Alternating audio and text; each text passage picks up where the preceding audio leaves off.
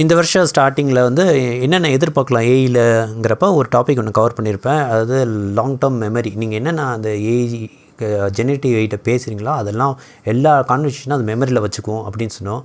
அது மாதிரி ஒன்று ஆல்ரெடி கூகுள் ஜெமினியில் கொண்டு வந்துட்டாங்க. இப்போ சாட் ஜிபிடிலையும் கொண்டு வந்துட்டாங்க. ஸோ நீங்கள் எல்லாருமே உங்களோட எல்லா கான்வர்சேஷனும் அது மெமரியில் வச்சுட்டு அதுக்கு தகுந்தபடி உங்களுக்கு பதில் கொடுக்கும். பட் இது நல்ல ஃபீச்சரானு நீங்களே யோசிச்சு பாருங்களேன். நான் அந்த வீடியோலையும் சொல்லியிருப்பேன், ஒரு மனிதனுக்கு கிடைத்த பெரிய கிஃப்ட்டே வந்து மறதி தான்.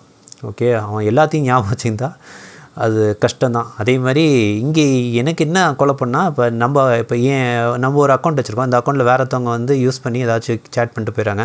அப்போ வந்து அதை பொறுத்த வரைக்கும் இது நான் பேசுனேன்னா வேறத்தவங்க பேசுனாங்களாம் தெரியாது. இதுகிட்ட வந்து இன்புட் ஒரே ஆளுங்கிற மாதிரி மெமரியை வந்து ஹேண்டில் பண்ணி அதுக்கு தகுந்த போய் கஸ்டமைஸ் பண்ணிகிட்டு இருக்கோம். ஸோ என்ன கேட்டிங்கன்னா, இனிமேல் வந்து ஒரு சாட் ஜிபிடியை ஒருத்தவங்க தான் யூஸ் பண்ணுவோம். அப்போ தான் அது வந்து நம்மளோட இதை மெமரியில் வச்சு நம்மளுக்கு தகுந்தபடி கஸ்டமைஸ் பண்ணி தரும். மோர் தென் 1 பர்சன் யூஸ் பண்ணாவே தப்பு. இது சொல்கிறதே தப்பு. ஏன்னா ஒரு லாகின் ஒருத்தவங்க தான் யூஸ் பண்ணோம்.